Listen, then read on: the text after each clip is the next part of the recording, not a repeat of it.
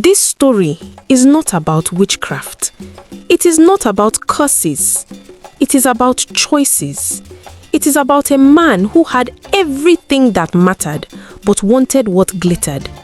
It is about a woman whose silence was mistaken for weakness.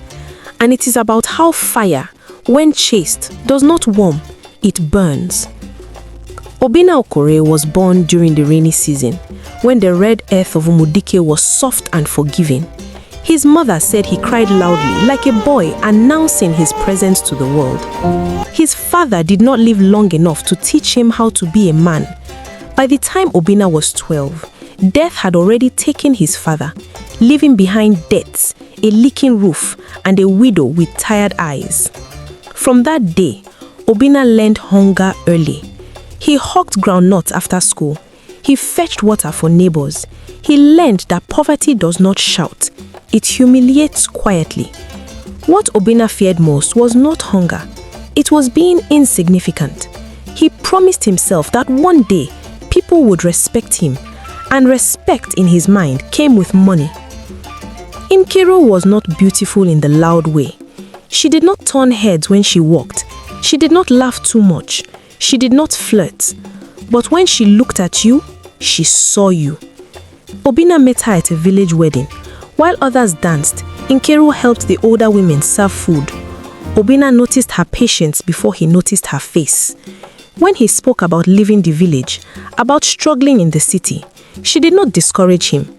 She said only one thing: if you are willing to suffer honestly, life will answer you. That sentence followed Obinna like a prophecy. They married with borrowed money and borrowed chairs. The pastor preached about endurance more than love. That should have been a warning. Marriage did not soften life, it hardened it. Their first room in the city smelt of damp walls and kerosene. At night, rats ran freely like tenants who paid rent. Nkiru woke before dawn to cook. My husband, are you ready for work? Obinna left early to look for daily jobs. There were nights they slept hungry, pretending sleep came before hunger. When Nkiru became pregnant, Obinna felt fear, not joy. How will we raise a child like this? But Nkiru smiled. Children don't eat money, they eat love. She gave birth in a government hospital after hours of pain. Obinna held the baby awkwardly, not knowing whether to cry or pray. Years passed. Children came, 3 in total. Each child arrived with more responsibility and less sleep. Nkiru carried motherhood like a crown of thorns. She hawked, she saved, she forgave. Obinna failed many times. When his phone repair business collapsed, Nkiru sold her wapa to help him start again. She never reminded, but Obinna remembered, and slowly it became resentment. Success did not announce itself. It crept in. A good business location, a loyal customer, one lucky contract. Soon, Obinna was no longer struggling. He bought better clothes, started attending business seminars, sat among men who smelled of confidence and cheap perfume. People began calling him chairman.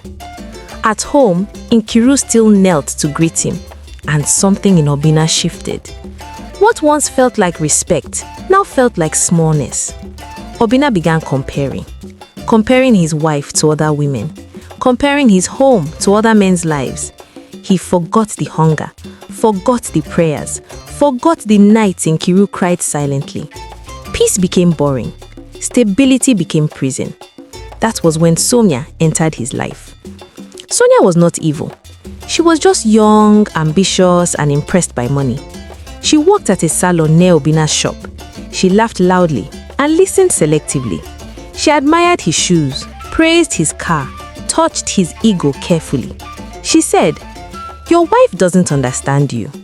Those words entered Obinna's soul like permission. Obinna lied. He lied smoothly. He said meetings when he meant hotels. He said traffic when he meant desire. Money left the house quietly. At home, Nkiru noticed everything, but said nothing. She prayed. And prayer, when unanswered, becomes pain. The fight came unexpectedly. Nkiru asked a simple question. Is there someone else? Obina exploded. I worked too hard to be questioned. Words flew. Children cried. That night, Obina packed a bag. He walked out of a house that had protected him from the world. Life with Sonia felt sweet. No responsibilities, no children, no silence. But sweetness demands payment. Sonia wanted more money, more promises, more future. When Obina struggled, love reduced. Fire began to burn. Death came quietly. Health failed suddenly. Obina collapsed at work. In the hospital, Sonia visited once. Nkiru came every day. She fed him, paid bills, said nothing. That silence was louder than insults. Obina returned home a smaller man. Nkiru had changed.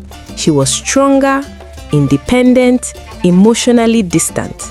The children respected her leadership. Obina had lost authority, not by force, but by choice.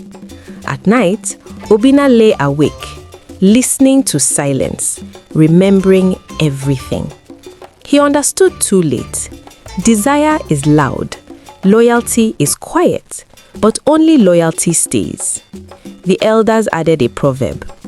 The fire a man chases will burn his hands before it warms his body. And the women whispered, a patient woman is not weak, she is enduring. What you abandon may be what saves you later. Excitement is temporary, consequence is permanent. Not all mistakes end lives, some end peace. Wisdom ignored always returns as pain. Thanks for watching. Subscribe to African Tales by Amara for more interesting stories. See you next time.